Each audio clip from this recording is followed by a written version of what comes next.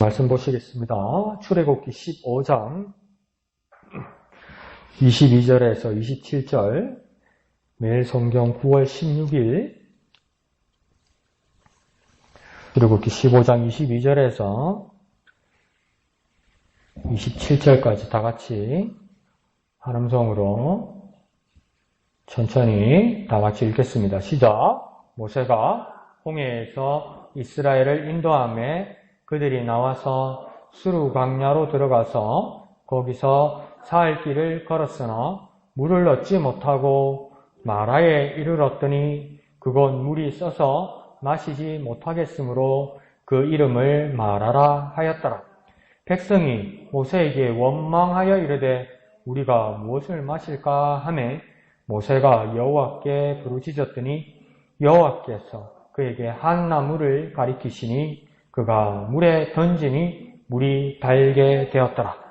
거기서 여호와께서 그들을 위하여 법도와 율례를 정하시고 그들을 시험하실세 이르시되 너희가 너희 하나님 나 여호와의 말을 들어 순종하고 내가 보기에 의를 행하며 내 계명에 귀를 기울이며 내 모든 규례를 지키면 내가 애굽 사람에게 내린 모든 질병 중 하나도 너희에게 내리지 아니하리니 나는 너희를 치료하는 여호와임이라. 그들이 엘림에 이르니 거기에 물샘 12과 종려나무 70그루가 있는지라. 거기서 그들이 그 물 곁에 장막을 지니라. 아멘. 자, 어제부터 출애굽기 15장이 다시 시작되고 있습니다. 그래서 출애굽기 정도는 읽을만 하고 재미있죠. 네, 레위기가 이거 많은 거고 싶고 그래도 출애굽기 정도는 우리가 익히 보아왔던 내용이고, 근데 이 말씀을 우리가 또 다 같이 이렇게 상세하게 보면서 무슨 말씀인지 봅시다. 장소는 어딘 것 같습니까? 배경이? 마라 같죠? 그죠? 마라라는 곳에서 사건이 일어난 것 같습니다. 그 사건이 어떻게 극복되고 하나님은 어떤 교훈을 주시고 마지막에는 하나님께서 어떻게 해결하시는지 그걸 같이 보면 좋을 것 같습니다. 자, 읽어오셨으니까 무엇을 깨달았고 어떤 게 의문이 있고 또 어떤 것에 또 나누고 싶고 이런 말씀들이 있을 것 같습니다. 마이크 준비되어 있으니까 한번 말씀 나눠볼까요?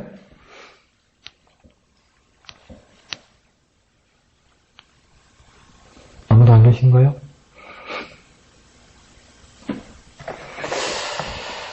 아무도 안 계신가?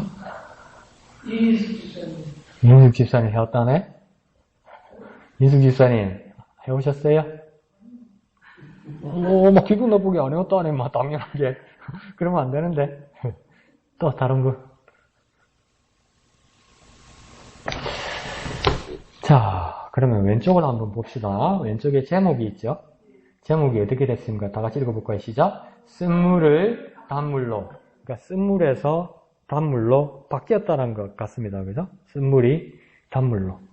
그러니까 마라라는 곳에서 그 환경이 열악했습니다. 근데 그 열악한 환경이 쓴물로 표현되고, 그죠? 그게 단물로 변화됐다는 것은 무엇과 같습니까? 기적과 같은 일들이 일어났다는 겁니다.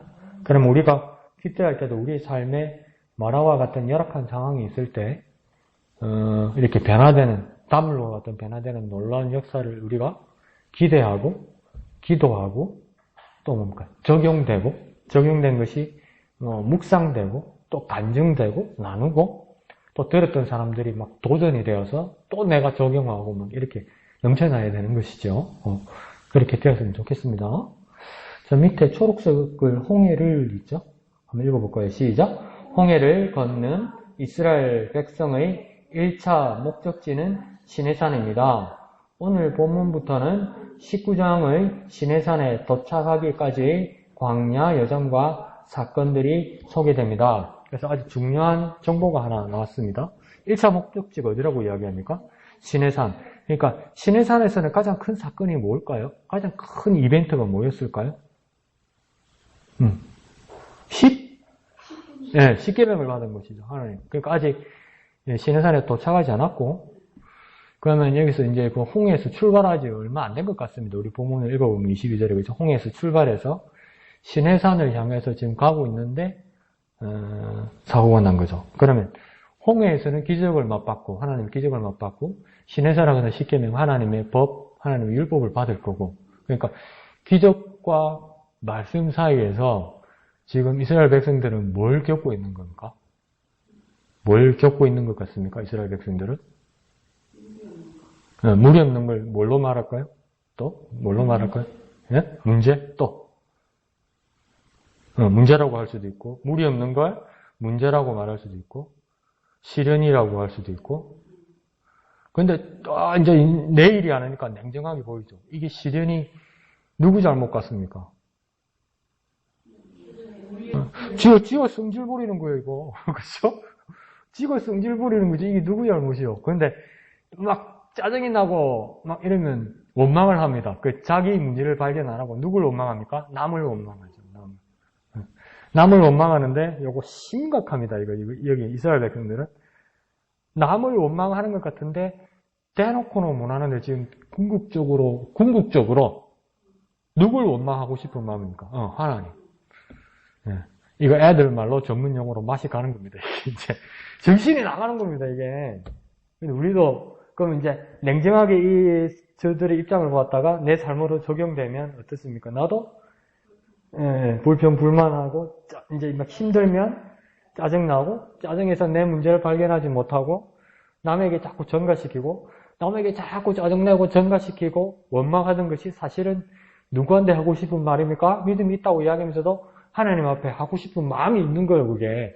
아니, 목사님, 아닙니다. 나는 하나님 입도 뻥끗 안 했으면 마음이 그렇다고요, 마음이. 하나님 원망하고 싶은 마음이 막 펄떡펄떡 이런다고. 우리 그런 마음 늘 때 많잖아요. 하나님이 나한테 그러시면 안 되지, 막 그런 말 나올 때 있잖아요. 그게 원망하는 마음이죠. 그런 것들이 이스라엘 백성들이 있다는 겁니다. 그러니까 기적과 말씀을 받으러 가는 사이에 근데 이 기간이 너무 짧습니다, 이게. 참 안타까운데. 자, 여기까지 설명드렸으니까 또 한번 다시 여러분에게 마이크 한번 드려볼게요. 어떤 거 깨닫고 어떤 거 나누고 싶습니까?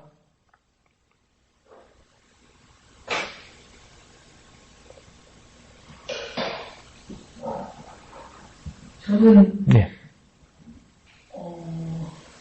총 22절 지나다 보면 예. 사흘길을 예. 걸어갔다 예. 이런 말씀이 나와요. 그러니까 예. 와, 사흘길을 제가 어떻게 걸어갈 수 있을까? 네. 사흘길을. 네, 그러니까는 저도 역시 이런 입장이 되면 불평하고 원망하고 그럴 것 같아요. 또 저기 26절 앞에 보면은 예. 시험하신다라는 네. 여호와께서 시험하신다. 예. 그래서 제가 나름 이제 스스로 생각을 한 거는 예. 이 광야의 여정길을 잘 통과하자. 저는 그렇게 했어요. 그러니까 사흘길을 걸어야 할 정도로 제 몸에 힘겨운 일들도 있을 것이고 또 이 시험을 만나는데 이것도 또 제가 또 잘 이겨내고 그러니까는 여기서의 그러니까 순종했을 때 하나님 앞에 이 어려운 시련들 또 시험들 이런 것들을 순종할 때에 마지막 27절 보니까 하나님께서 어마어마한 복을 주시는데 샘물 12개와 종려나무 70그루를 주시는 그러니까는 쓴물을 달게 하시는 축복뿐만이 아니라 또 이 더 큰 복도 예비해 주시는 것들을 볼 때에 우리는 이 결론만 막 이렇게 원하잖아요. 근데 이 과정, 고통이 있는 이 과정이 없이는, 과정 없이는 이러한 복도 없다. 그래서 저 스스로 하기를 이 광야, 이 고통 여정의 길을 잘 통과하자. 이렇게 묵상했습니다. 네, 좋습니다. 감사합니다. 그래서 사흘 길이 참 힘든 길이었을 거다. 그렇게 말씀하시고, 그렇지만 하나님께서 시험하셨다.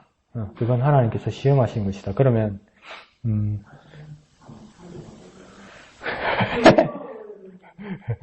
근데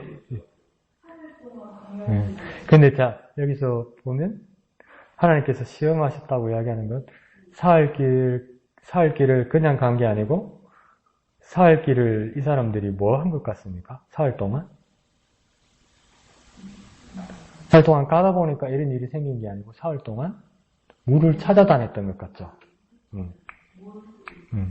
근데 사흘을 찾았는데 사흘 동안 없었던 거죠. 그러니까 참다가 지 성질이 터진 거죠, 이렇게. 근데 더 중요한 건 뭐냐면, 그러면 우리는 제한된 인간이니까 부모 마음, 뭐 아버지 마음, 하나님 마음 도저히 모르지만 우리 같으면 뭐라 그랬습니까? 아무리 사력 있고 배력 있고 잘 보살피는 부모님이라도 막 성질, 또 왜 성질내냐? 왜 그러냐? 왜 무슨 일인데? 이렇게 물어볼 수 있지만 하나님께서 시험하신다는 것은 뭐냐면 하나님께서 첫째 날부터 이스라엘 백성들을 지켜보고 계셨다는 겁니다. 사흘 동안 하나님께서 다른 일에 업무가 바쁘셔서 백성들을 못 지켜보다가 사흘째 돼서 막 화를 내고 짜증을 내니까 사흘 만에 너 왜 그러냐? 목마르냐? 물이 없느냐? 그럼 내가 해결해 주지. 이게 아니고 하나님께서 시험하셨다는 것은 뭐냐면 첫째 날부터 이스라엘 백성들이 뭐 하고 있느냐 보셨다는 것이죠.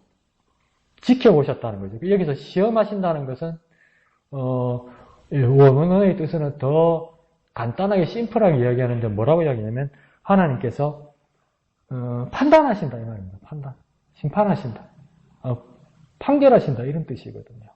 그러니까 잘하나 못하나 보는 이것도 있지만 그리고 이게 더 심상찮은 거는요. 목사님하고 사모님하고 이제 의견이 이렇게 다르게 나왔지만 사흘이면 지칠만 하죠. 지칠만 하죠. 그런데 또 그러면 사흘에서 첫째 날은 뭐가 있었던 날 같습니까, 이거?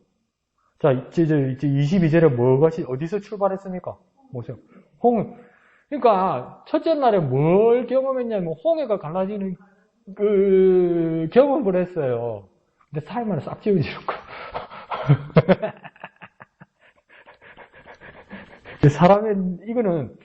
이건 사람의 한계가 아니고 사람의 능력 같아요. 그냥 잊어버리는 거 있잖아요. 막, 죄송합니다. 애들 말로 개무시하는 거 있잖아요. 이거 사람의 능력 같아요. 이게 제한된 게 아니고. 그러니까, 사흘 전에 그냥 평범했던 게 아니고, 그 홍해 갈라진 거 한번 자세히 읽어보십시오. 그냥, 우리가 너무 이 이야기들을 이렇게 압축하고 생략하다 보니까, 이게 이 사건들을 너무 쉽게 넘어가는데, 홍해 앞에 이렇게 이스라엘 백성들이 섰단 말이에요. 섰는데, 이게 문제가 생겼어요. 홍해 바다는 이렇게 넘실거리는데 뒤에 애국 군사들 다 쫓아왔단 말이에요. 근데 여기 앞에는 바다예요. 그러니까 이 불기둥 구름기둥이 어떻게 됩니까? 불기둥 구름기둥이 어떻게 사실은 어떻습니까? 이스라엘 백성들 물이 앞에 서 있죠. 그래서 밤에는 불기둥 따뜻하게 하면서도 길을 비춰주고 구름기둥은 여기에서 비춰서 그늘막이 되어준 거 아니에요. 그러니까 이스라엘 백성 앞에 있었는데 바다는 넘실거리니까 못 지나가고 뒤에서는 쫓아오고 앞으로 가면 물에 빠져 죽고 서가지고 있으면 칼 맞아 죽는 거 아니에요. 애국 군사들에게. 그때 이 구름기둥, 불기둥이 어떻게 합니까? 뒤로 갑니다. 뒤로 오고 어디에 섭니까? 이스라엘 후미와 애국 군사 사이에 섭니다. 이게. 그래서 뭡니까? 애국 군사들이 더 이상 진입하지 못하도록 합니다. 얼마 동안요? 성경에 써 있어요. 반나절. 왜 반나절입니까? 그러니까 우리가 생략된 영화를 많이 보고 우리끼리 마음대로 상상하는 거지. 그러니까 모세가 지팡이를 가지고 홍해에 빡 갖다 대니까 쭉 이렇게 갈라졌다 하잖아요. 그 어디 그럴 수 있습니까, 성경에? 지팡이를 갖다 대니까 뭡니까? 바람이 불러서 물벽을 만드는데 반나절 걸렸다고 그래요. 마른 땅 만들면서. 그거 본 거예요. 반나절 그냥 우리가 바보같이 한번 만들어 봅시다. 6시간 내지 12시간이겠죠. 네. 6시간 내지 12시간 동안 홍해 바다 한가운데가 갈라지면서 양쪽에 물벽이 생기고 걸어가기 쉽게 땅이 마르는 것을 눈으로 봤다고요. 6시간에서 12시간을. 네. 그러면서 그걸로 지나갔다고 이스라엘 백성들이. 근데 그게 장정만 60만 원이니까 우리 200만 명 정도도 보잖아요. 그럼 그게 지나가는 시간이 얼마나 많이 걸리겠습니까? 그 이스라엘 백성들이 완전히 지나갈 때까지 벽은 여기서 지키고 더 이상 애국 군사들이 진입 못하게 만들었단 말이에요. 그 다 지나가고 나니까 아닙니까? 이 벽이 거쳐지죠. 그러니까 애국 군사들이 요 사이로 자기들도 들어가잖아요. 그러니까 어떡합니까? 물벽이 팍 깨지는 거 아니에요. 이걸 사흘 전에 봤다고요. 무럽다고 지금 원망하기 사흘 전에 봤다고요. 근데 물이 없으니까 사람이 변하는 거야. 그러니까 사람들이 왜 이러노 싶은데 내가 그렇다는 이야기일 거예요. 그러니까 이게 어떻게 잊어버릴 수 있냐는 거. 근데 참 우리끼리니까 이야기하잖아요.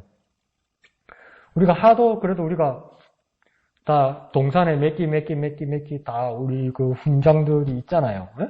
계급장도 있고 그러다 보니까. 근데 우리가 많이 경험하다 보니까 우리가 이제 웃으면서 뭐라고 그럽니까? 동산 갔다 와서 은혜 받고 씻긴다 하는데 새벽 기도하고 수요일날 일찍 와가지고 기도 준비하고 있고 금요일 뭐 주일 오후 막 식당 사역 막 화장실 청소해 쌓고 난리 아닙니까? 변했다고. 그 우리 웃으면서 뒤에서 뭐랍니까? 석 달이었어.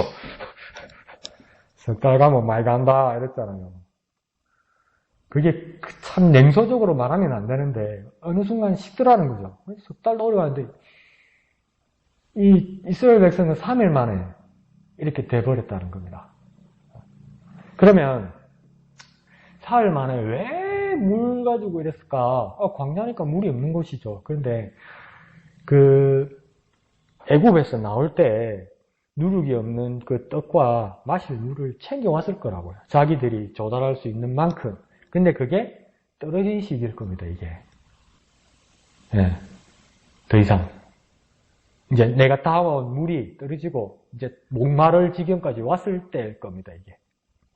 그러면, 우리한테 어떤 질문을 할 수 있냐면, 내가 준비해온 것이, 내가 준비해둔 것이 드디어 다 떨어졌을 때, 내가 비축해두고, 내가 어느 정도 쓸만한 것, 내가 쌓아뒀던 것이, 이제 곡간 빼먹듯이 축축축축 빠지다가 이제 싹 다 떨어졌을 때, 하나님 앞에서 내가 다음으로 할 수 있는 것이 무엇인가? 이걸 물어보는 겁니다.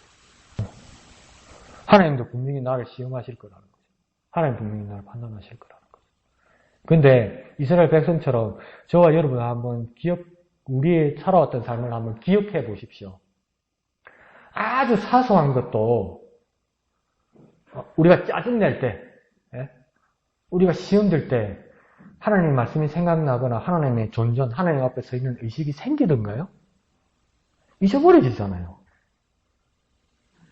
하나님이 생각이 안 나니까 괜히 짜증내고 괜히 화내고 괜히 남 탓하고 막 그러는 거 아니에요. 그 이스라엘 백성들에게도 그렇더라는 겁니다. 그런데 사모님 보신 것처럼 하나님이 그들을 시험하셨다고 이야기했잖아요. 그 하나님 첫날부터 보고 오셨다고. 근데 하나님 첫날부터 보셨다 하면 이스라엘 백성들에게는 첫날이 뭡니까? 홍해가 갈라지는 그날을 보셨다는 거고, 하나님께서 기적을 베푸신 홍해가 갈라지는 그날을 보셨다는 거고, 우리 같으면 어떻게 하시겠습니까? 우리에게 큰 은혜 베푸시고, 우리가 막 기뻐서 막 뛰고 하나님께 영광 돌리는 그날부터 보셨다는 겁니다. 니는 까먹어도 나는 안 까먹는다는 겁니다. 네. 그래서 우리에게 질문하면, 내게 있는 것이 내가 준비한 것이 다 떨어지고 나면 다음은 나는 어떻게 할까? 나는 어떻게 해왔나? 그리고 진짜 어떻게 해야 하는가? 그게 우리에게 숙제 같아요. 네. 나는 그런 사람인데 여태 사는 거 보면 나는 뭐 별반 다를 거 없는데 그래도 내가 어떻게 살아와야 되고 어떻게 극복한 적이 있었는가? 그거 참 중요한 것 같습니다. 자, 또 다른 분요?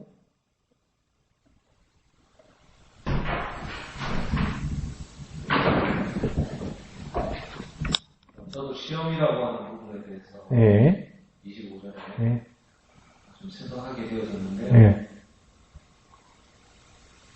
시험하니까 백성들은 시험에 들었죠. 24절에 보니까 백성들이 원망했다라고 하는 걸 보니까. 근데 지금 시험을 한 그 상태는 어떤 느냐면 백성들이 뭘 잘못한 것도 아니고 네. 백성들이 뭐 큰 죄를 지은 것도 아니고 백성이 뭐 하나님 앞에 뭐 투덜투덜 거리면서 그런 것도 아니고 그냥 갖고 있는 열심히 걷고 있는 거죠 지금 모세를 따라서. 그리고 그들은 홍해에서 승리의 찬양을 외쳤고 춤을 추면서 하나님을 경배하고 높이는 자들이었고 하나님을 모른다라고 얘기하는 그런 사람들도 아니고 그런데 시험에 들었다고요. 그런데 시험을 하셨다고요. 믿음을 가지고 그리고 여전히 열심히 걷고 있고 힘든 그 일들을 감당해 나갈 때에도 하나님의 그 시험이 있을 수 있다고 하는 거예요. 어떤 때는 그런 것 때문에 더 지치기도 하고 힘들기도 하는데 여전히 우리는 저 같은 경우는 이제 그런 생각을 하죠. 내가 열심히 했으니까 하나님께서 뭔가를 좀 채워주고 내가 열심히 하나님을 의지했으니까 하나님께서 뭔가를 이렇게 대가를 좀 착착착 이렇게 임금 밀리지 않고 주듯이 따박따박 이렇게 주시면 참 좋을 것 같고 그냥 기부의 테이크처럼 내가 이만큼 했으면 하나님께서 또 갚아 주시고 하면 참 좋을 것 같은데 여전히 잘못한 것 없고 삶의 길 잘 걸어가고 있고 또 목말랐지만 그런 어떤 그 상황들 속에 나 같으면 어떻게 할까? 나 같으면 잘 감당할 수 있을까? 지금도 나는 잘 감당하고 있나? 지금도 따박따박 임금이 안 나오고 있다고 한다면 그러니까 응답 혹은 헌신에 대한 어떤 하나님의 축복 아니면 내가 하나님을 예배했는데 하나님을 찬양하고 열정적으로 예배를 드렸는데 거기에 따른 어떤 그 하나님의 그 은혜가 내 속에 느껴지지 않을 때 나는 과연 감당할 수 있나? 감당하고 있나? 이스라엘 백성처럼 멍하게 차이진 않나? 라고 그런 생각도 하고요. 그럼에도 불구하고 하나님께서는 이기게 하셨다라고 합니다. 그러니까 어떻게 보면 이스라엘 백성들이 모세가 이렇게 25절을 보니까 여호와께 부르셨다라고 하는 부분이 있는데 그들이 하더라고 하는 아무도 없어요 사실은. 나무 집어 던져놓은 것 외에는 아무것도 그들은 한 게 없고 결국은 승리를 누가 하겠느냐면 하나님께서 하게 하시거든요. 그러니까 여전히 하나님을 예배하면서 나아갈 수 있나? 그 하나님을 이렇게 임금 체고하는 그 하나님을 바라보면서 여전히 걸어갈 수 있을까? 그래서 한 가지 더 생각하는 것은 엘림이라고 하는 곳이 이렇게 지도상으로 보게 되면 10km만 더 가면 엘림이었거든요. 마라에서. 조금만 더 하면 될 거예요. 그래서 포기하지 말고 그리고 하나님 시험하실 때 시험 들지 말고 그리고 포기하지 말고 10km만 더 갑시다. 감사합니다. 그래서 어제는 문득 그걸 생각했었어요. 여러분 그 영화를 보시는지 모르는데 7번 방의 선물? 그 이제 억울하게 산해부부로 몰렸다가 사형당하는 사람 이야기잖아요. 근데 그게 많이 각색되기는 했지만은 그게 실제 있었던 일입니다. 실제 주인공이 있었고, 그러니까 사형수는 안 되고 무기수가 됐었죠, 그분이. 그 정원섭 씨라고, 그 만화방을 하다가, 만화방에 들락날락하던 여자 꼬마애가 죽었는데, 그것이 파출소장의 딸이었죠.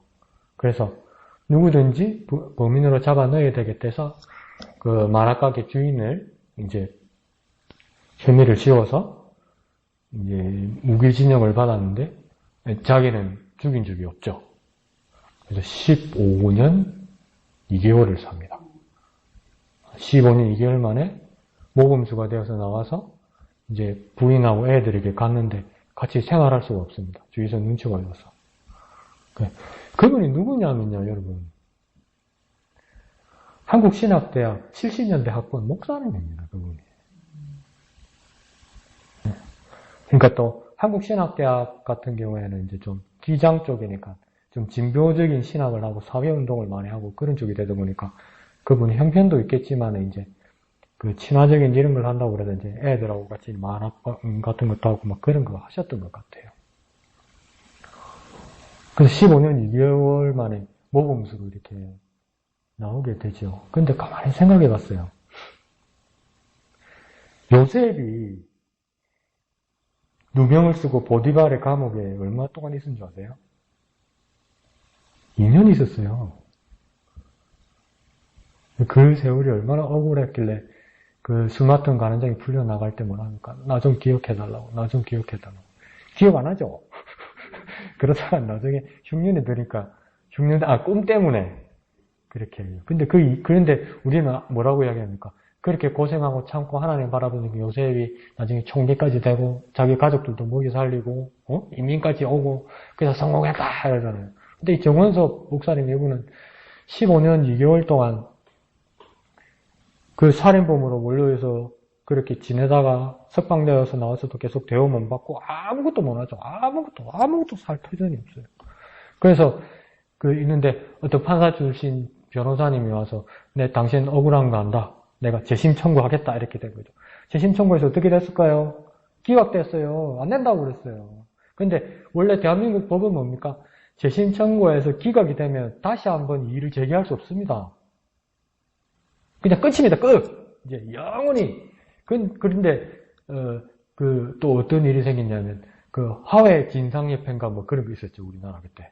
김대중 대통령, 노무현 대통령 그 시기에. 그게 또 한 번 더 올라가서, 그거를 다시 재판할 수 있는 기회가 딱 한 번 더 나온 거죠. 그래서 뭡니까? 이분이 무죄가 된 겁니다. 근데 그때 보니까 막 경찰들, 사람들 사고 그래가지고 막 이제 누명을 씌웠던 것이죠. 30년 만에. 근데 아들이 살인범이 됐다는 것 때문에 그 쇼크 때문에 그분의 정운섭 목사님 어머님은 돌아가시죠. 그리고 아기들, 부모들 막 그렇게 제대로 살지 못하죠. 응? 그러고 나니까 이제 자기 부인도 이제 나중에 죽었죠. 아들 한 명 살아있고, 이 정운섭 목사님 이제 노인이 되어서. 그러니까 이걸 어떻게 보상받습니까? 그러니까 뭘 한 겁니까? 나라를 상대로 손해배상 청구를 한 겁니다. 나라에서 배상해줘야 될 거 아니에요. 어떤 판결이 나왔습니까? 1심에서는 이제 배상해주라고 나왔죠. 근데 나라와 검찰 쪽에서 항소하겠죠. 근데 이거 항소하는 것을, 안 된다고 그랬는데, 2심에 항소하려고 하는 게, 원래 법에는 그러니까 3년 안에 하면, 다시 항소가 되어서 손해배상액을 받을 수 있는 겁니다. 근데 그래서 이제 항소를 한 거죠. 여유를 가지고. 다시. 근데 법원에서 연락이 왔어요. 재판이 시작되지도 않는데 항소를 기각한다. 이게 뭔 말입니까? 손해배상 못하고 재판이 성립이 안 된다. 왜 그렇게 됐습니까? 원래는 손해배상 청구 항소가 3년 안에 하면 돼요. 3년. 대한민국 법이. 근데 그 재판하는 사이에 법이 바뀌었어요. 6개월로. 근데 아무도 말 안 해줬어요. 근데 이 항소를 신청한 날이 뭐냐면 6개월하고 10일 지났어요. 이 법을 누가 바꿨습니까? 그 이름도 찬란한 양승태 대법원장님께서 바꾸셔서 박근혜 대통령에게 사랑받았습니다. 박근혜 요구하니까 별로 안 좋아하네. 자, 근데 이분이 그러니까 아무런 배상, 아무런 억울함도 풀지 못하고 이분이 충격받고 있다가 작년인가 올해 2월에 치매로 돌아가셨어요. 네. 요셉처럼 배상받지도 못하고 아무도 신원해주지 않았어요. 네. 아무도. 그냥 그걸 보면서 야, 요셉을 2년 참아서 빛을 봤는데 이분은 15년 감옥 살고 30년 넘게 참고 그 다음 아무런 배상도 받지 못하고 그러니까 내가 고문당한 것도 잊어버리고 내가 죽어간다면 나는 치매라서 기억을 잊어버려서 괜찮을지 모르겠지만 만약에 내 아들, 내 딸, 내 후배들에게는 뭐라고 말해야 되냐 내가 죽어가면서 하나님은 어떤 분이라고 말해야 되는 겁니까? 물어봅시다. 하나님은 어떤 분이라고 말해야 됩니까? 내가 죽어가면서 요셉을 봐라 하나님 보상해 주신다 이런 말이 됩니까? 요셉은 2년 만에 보상해 줬다니까 꼭 뭐라 말해야 됩니까? 그 질문이 생겼어요. 뭐라 말해야 되지? 어떤 마음이 생길까? 그때도 여러분 아주 냉정하게 말할 겁니까? 25절 있지 않습니까? 하나님이 시험하실세. 욕먹습니다, 이거라고. 쌍욕 듣습니다. 그리고 제 걱정은 그거예요. 저는 지금 만약에 나는 더 이상 의지할 다른 아무것도 없으니까 그래도 나는 내가 죽어가면서 하나님만을 바라본다 하지만 내가 죽어가는 모습을 바라보는 나의 가족들과 내 조카들과 만약에 내 자녀들이 있다면 얼마나 하나님이 의심스럽고 하나님이 원망스러울까. 이 친구들 내가 어떻게 설득하고 이 세상을 떠나야 될까? 무슨 말을 해주고 떠나야 될까? 내가 이 비참한 모습 때문에 하나님을 저버리는 우리 가족들을 상상할 때 나는 내가 죽기 전에 나는 그 사람들에게 뭘 말해주고 이 세상을 떠나야 될까? 그럼 고민 안 해보셨습니까? 나 예수 천당 고마워지 뭐 니야 뭐 엎어지지 자빠지지 난 모르겠다 이거입니까? 그건 아닐 거 아니에요. 그러니까 난 뭘 보여주고 뭘 말해주고 내가 이 세상을 떠나야 될까? 그래도 하나님은 신실하고 그러면 뭐라고 했으니까 자식들이 알았습니다. 빨리 주고 있어. 그래밖에 안 돼요. 어떻게 해야 될까요, 여러분? 한번 조언을 한번 해주세요. 저한테. 저 등소리 했다만 욕 들은 것 같아요. 그러니까 참 그렇죠, 그죠? 근데 그 사람들은 그런 게 있대요. 정말 말도 안 되는 그 어려움과 고난의 그 끝에서 무언가 말로 표현할 수 없는 그 거룩함, 그 경외감을 느끼는 수가 있대요. 그러니까 말로 표현하지 못하는. 근데 그러면 그건 좋다 이거죠. 그걸 내가 전달해주고 가야 되는데 우리 가족들에게, 우리 자녀들에게, 우리 후손들에게, 우리 후배들에게 그걸 보여주고 가야 된단 말이에요. 네. 그게 얼마나 큰 그 거룩한 부담입니까, 그게. 그래서 저는 어제 결론 내렸습니다. 우경아, 막 살면 안 된다. 우경아, 막 살면 안 된다. 나만 예수 믿고, 나만 은혜 받고, 나만 주님 부르심 받으면 된다. 그딴 식으로 막 살면 안 된다. 그런 생각이 막 내 양심을 찔렀죠. 오늘. 고민되죠? 고민되면 하나님께서 또 길을 보여주실 줄 믿습니다. 그래서 그 길을 순종하면서 여러분 또 개척해 나가야 됩니다. 또 다른 거 이양덕 집사님 할까요? 저는 26절 말씀이에요. 네. 이르시되 너희가 너희 하나님 여호와의 말을 들어 순종하고 내가 보기에 의를 행하며 내 계명에 귀를 기울이면 내 모든 규례를 지키면 내가 애굽 사람에게 내릴 모든 질병 하나도 너희에게 내리지 아니하리니 나는 너희를 치료하는 여호와입니다. 그래요. 우리가 홍해에서나 뭐 이렇게 오늘 본문에 있는 썸으로 단물로 바꾸시는 그 하나님의 그 기적 그리고 그런 것을 보면서도 우리는 늘 또 며칠 또 지나다 보면 또 이제 원망 불편이 많은데요. 그래도 그럴 때마다 원래 그럴 때 이제 강야할 거라 그럴까요? 그런 것처럼 하나 그러면서 고난이 없으면 우리가 성장할 수 있을까? 네.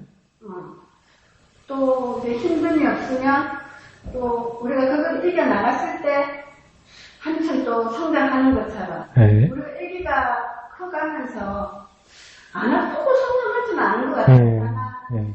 또 성장해 나가려고 그러면 네. 그 한 단계를 이렇게 겪어 나가는 것처럼 네. 우리가 그것도 좀 이겨나가야 되지 않을까. 하나님 말씀에 순종함을 기울이며 그게 하나님의 계획이라면 하나님의 뜻이라면 우리가 그곳에 순종하며 그곳에 귀를 기울이며 해나가야 되지 않을까 생각되네요. 예. 이양득 집사님하고 저도 똑같은 부분에 체크를 해서 왔는데요. 26절에, 그래서 저는 빨간 걸로 친 게 뭡니까? 26절에 순종하고, 또 그 다음 의를 행하며, 그 다음 그 밑에 절에 귀를 기울이며, 모든 규례를 지키는지 하나님께서 이걸 시험하신 것 같아요. 그걸 판단하시는 것 같아요. 광야 안에서. 그러니까, 그냥 순탄하고 계속 은혜만 누리면 하나님께서 시험하실 필요도 없고, 애터지게 순종하고 행하는지, 귀를 기울이는지, 지키는지, 하나님 판단해 볼 필요가 없는 것이죠. 그런데, 말씀하신 것처럼 인생이 광야와 같고, 힘든 고난 가운데서도 부딪히는 일 가운데 있을 때에도 불구하고 훈련받으면서 순종하고, 의를 행하고, 귀를 기울이고, 하나님 말씀 규례를 지키는지, 하나님께서 시험하신다? 하나님께서 판단하여 보시기를 원하신다는 것이죠. 그러니까 여기서 이 시험 판단에 이스라엘 백성뿐만 아니라 모세도 같이 걸려드는 것 같아요. 내가 볼 때는. 자, 보세요. 자, 24절에 모세에게 백성들이 뭐라고 이야기하냐면 우리가 무엇을 마실까? 이렇게 이야기했다잖아요. 이게 무슨 뜻입니까? 마실 물이 없다 이 뜻입니다. 근데 원망해요 말했다고 그랬잖아요. 그러니까 좋은 식으로 말한 거 아닙니다. 마실 물이 없다. 우리가 더 만들어서 이야기하면 뭡니까? 하나님 있으면 많아. 물이 없는데. 이겁니다. 하나님 좋아하네. 내가 있고 하나님 있지. 하나님 있어봐도 물이 없네. 이렇게 그게 원망 아닙니까? 그러니까 모세가 어떻게 반응했습니까? 25절에 모세가 여호와께 부르짖었다고 이야기되어 있잖아요. 이 뉘앙스를 여러분은 어떻게 생각하십니까? 내 말이 정답이 아니고 모세가 여호와께 부르짖었다 할 때 이 모세의 기분, 안 그러면 모세의 마음, 이 모세의 말의 분위기가 어땠을까요? 여러분 한번 상상 한번 해볼까요? 어땠을까요? 여호와께 부르짖었다 할 때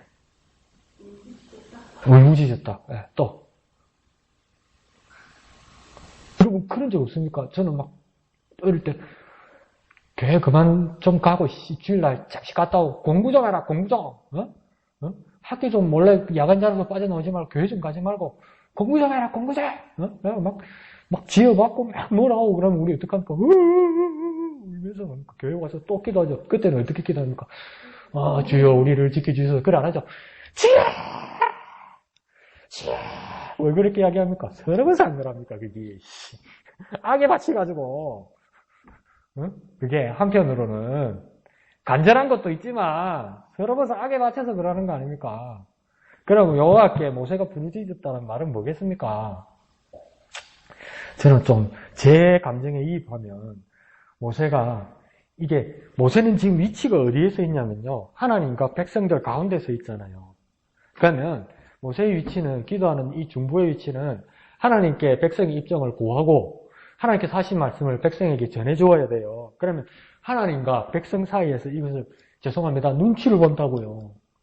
중재를 해야 된다고요. 그런데 여호와께 부르짖었단 말은 뭐냐면 여호와께 부르짖으면 하나님도 듣지만 누구까지 지금 들으라고 크게 부르짖는 겁니까 모세가? 백성들 누구도 좀 들으라 이 말입니다. 그러면 뭐냐면 크게 부르짖는 저 백성을 향하여서는 아이고 마음 같아서는 그냥 정말 이런 마음도 있고 근데 세게 했다가는 자기가 밀란 때문에 맞아 죽을 것 같고 겁이 나고 근데 하나님 뭐 부르짖을 때는 뭔 뜻입니까? 도대체 나한테 왜 이럽니까? 이 뜻이에요 이게. 근데 그걸 대놓고 못하는 거죠. 그런 마음이 있는 것 같아요. 그걸 뭡니까? 하나님 그 모세의 마음도 백성의 모습도 하나님 시험하시고 판단하신다는 거예요. 어떻게 판단하신다고요? 순종하는지 의를 행하는지 귀를 기울이는지, 그 규례를 지키는지. 하나님 다 보신다는 거죠. 하나님 취미가 진짜 너무하네. 뭐. 우리가 고통받는 거 보는 그게 그리 재밌는가 뭐. 그럴 수 있는데 만약에 지키면 그 다음 뭐랍니까? 내가 애국 사람이 내린 모든 질병 중에 하나도 너에게 내리지 아니하리 하리니 이러잖아요. 만약에 하나님 말씀대로 살면 질병이 하나도 생기지 않을 거라고 이렇게 단순하게 말해버리면 이거 부흥사들이 얼마든지 써먹을 수 있는 겁니다. 하나님 말씀대로 살면 병들지 않습니다. 고통받지 않습니다. 복받습니다. 아멘. 분위기 좋습니다. 근데 나중에 뭡니까? 그렇게 부르짖는 자기가 아프고 자기가 죽잖아요. 그러면 또 질문이 하나 또 생기는 겁니다. 진짠가? 이게 진짠가? 하나님 말씀대로 살면 진짜 질병이 하나도 내리지 않는 것인가? 그러면 다시 질문하면 내가 살다가 질병이 걸리면 내가 하나님 말씀대로 살지 못했다는 증거인가? 다시 물어볼까요? 내가 믿음 생활하는데 내가 질병이 걸리면 하나님 앞에 벌 받은 건가? 뭡니까? 어떻게 생각합니까? 그건 아니지 또 이러죠. 왜 그건 아니지 합니까? 내가 요즘 아프거든. 그럼 만약에 젊었을 때 하나도 안 아프면 이거 전부 아멘이에요. 젊은 애들한테 이야기하면. 이게 무슨 말씀입니까? 이런 질문들도 우리에게 일어나야 되는 겁니다. 이게 뭘로 하나님 말씀하신 것일까, 이게? 뭘로 말씀하시는 걸까? 진짜 하나님 말씀대로 살면 병 안 걸린다고? 여러분, 우리 병 들어서 죽어요, 여러분. 우리 할머니, 할아버지들 하는 말씀이 있잖아요. 하나님 앞에 있는데 요즘 나는 기도하는 게, 병 들어가지고, 입원해가지고 중환자실로 고생하다가 안 죽고, 요양병원 가서 안 죽고, 자는 길에 하나님 나를 불러가시려고 한다. 그렇게 기도하잖아요. 나도 이제 50 이제 되는데 그렇게 기도하고 싶어. 근데 여러분, 자는 길에 죽는 게 병명이 정확하게 있습니다. 심근경색입니다, 그게. 심장마비예요, 그게. 심각한 질병입니다, 그거. 자는 길에 가는 게 아니에요. 그러면 하나님 말씀대로 살면 애국에게 내린 질병을 내리지 않는다는 것은 뭐 어떤 말씀입니까? 고민되지 않습니까? 목사님 그렇게 고민하면 묵상에서는 답을 가져왔습니까? 아니요. 모르겠다고요. 잘 모르겠다고요, 이게. 도대체 무슨 말씀인지 잘 모르겠다고요. 내가 20대 때는 아멘 그랬다고요. 중고등학교 때 이 말씀 아멘 그랬다고요. 내가 하나님 말씀대로 살면 절대 병들지 않고 건강하게 내가 살 거다 아멘 그랬다고요. 그런데 이제 나이 들고 우리 막 선배들, 어르신들 아프고 이런 걸 보니까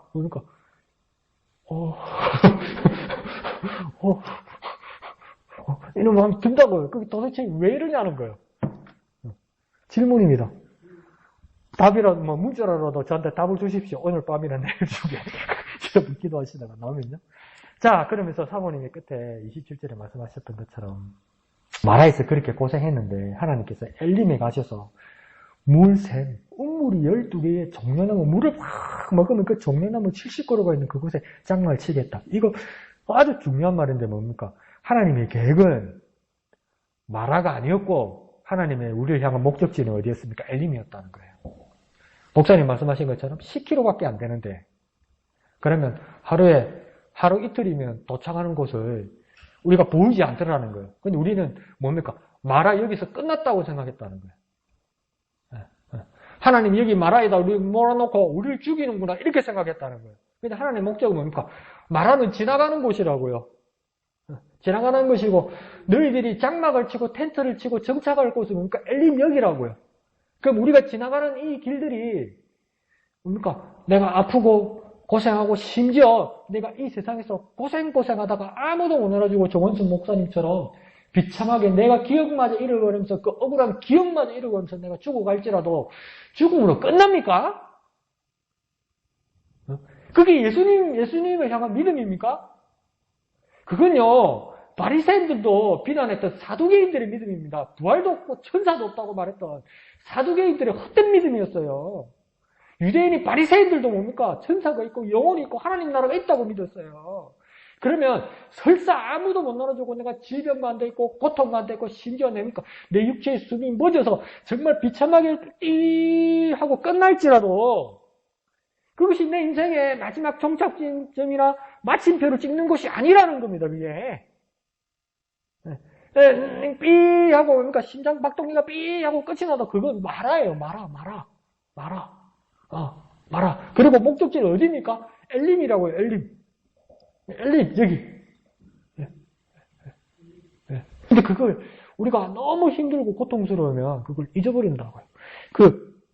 어떤 분이 어떤 따님이 이렇게 사업을 잘하고 막 해서 돈벌이가 엄청 좋아졌는가 봐요. 엄청 이렇게 할렐루야 싶으죠. 그죠? 할렐루야. 우리 집안에 그런 사람 한 사람이라도 있으면 그죠? 할렐루야. 자, 근데 막 이렇게 됐는데 자기가 막 인생에서 성공했는데 친정 아버지가 암에 덜컥 걸린 거예요.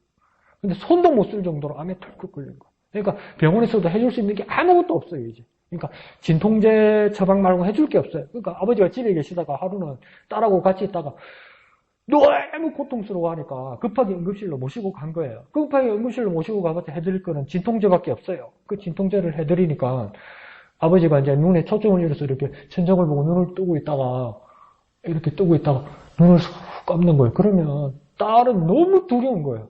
아빠가 저렇게 눈 감았다가 다시 뜨지 못할까봐. 그러면 딸 입장에서는 마음이 급하니까 어떡합니까? 큰 소리로 아빠를 치면서 아빠 왜 자꾸 그렇게 눈을 감아? 아빠 눈 감지 마. 아빠 왜 그래? 이러는 거예요. 막 울면서. 그 아빠 눈을 또 떴다가 또 눈이 서 그러니까 아빠 왜 자꾸 눈을 감아? 아빠 왜 그래? 이런 거예요. 그러니까 아빠가 한마디를 딱 하더래요. 아주 또렷하게 딱 한마디. 휴식. 그랬는데 뭡니까? 그 측정기가 삐 하고 끝나더라는 거예요. 네. 고통스럽고, 아무리 끝이 보이지 않는 것 같고, 아무리 보상이 없는 것 같고, 아무리 험한 것 같아도, 여기서 마침표를 찍는 것 같아도 그건 휴식입니다. 휴식이 시작되는 겁니다. 안식이 시작되는 겁니다. 하나님 나라로 다음 세계로 넘어가는 겁니다. 마라에서 끝났다고, 내 인생은 끝났다고, 마라와 같이 쓴물과 같이, 완전 짠물과 같이, 막 독이 있는 것과 같이 끝났다고, 하나님께서 고치신 이 물을 먹으면 나는 영원히 고칠 것 같은데, 내가 병들어서 다시 죽으면 나는 다시 마라로 돌아온 것인가 말할 때, 그건 그 할아버지가 말한 것처럼 휴식이야, 이제. 안식이야. 그렇게 애쓰고, 그렇게 앙칼지게, 그렇게 깡으로 살던 그것도 모두 내려놓고 휴식하고 안식할 때가 온다는 거예요. 어떻게 하시겠습니까? 쓴물을 단물로 바꾸는 것은 우리 일상에서 기적만이 일어나는 것이 아니라 영원한 주님이 계신 곳으로 옮겨주시는 영원한 안식, 그 엘림이 있는 곳으로 옮겨주시는 그때가 우리 궁극적인 것인지 모릅니다. 그러니까 뭡니까? 마라는 과정이고 엘림이 목적지였습니다. 우리의 인생은 나그네 길이고 지나가는 것이고 아무리 움켜쥐고 아무리 이루려고 하더라도 다 내려놓고 휴식하고 안식할 때 영원한 하나님 나라에 가서 그 목적지에 다다르게 되는 겁니다. 그걸 이론적으로는 알겠는데 정말 내려놓을 수 있느냐? 정말 주님 것으로 바라볼 수 있느냐? 그건 저와 여러분의 숙제입니다. 정말 숙제입니다. 그걸 하나님께서 어떻게 하신다고요? 시험하실 때 다 지켜보신다고요. 다 지켜보신다고. 처음부터 쭉 보고 계시다고요. 지금 쭉 보고 계시다고요. 하나님 죽겠어요? 뭔 일인데? 뭔 일이 있었는데? 그러지 않는다고요. 쭉 지켜보고 계세요. 네. 그걸 누가 잊어버리는 겁니까? 하나님이 잊어버리는 게 아니고 내가 자꾸 잊어버리더라고요. 그러니까 짜증하고 원망내는 거예요. 원망하고 짜증내는 거예요. 이론은 다 말씀드렸습니다. 문제는 뭡니까? 저와 여러분, 저를 포함해서 저와 여러분입니까? 그 말씀대로 어떻게 살아가고 그 하나님을 어떻게 의식하는가? 그건 숙제입니다. 저와 여러분의 숙제입니다. 그래서 다 풍성해 주시고 또 제가 답을 못 내는 것들 있죠? 그리고 답도 한번 주시고 밴드나 문자로 답도 한번 주시고 이렇게 해주시기를 부탁드립니다. 찬송하신 후에 다 같이 기도하고 마치도록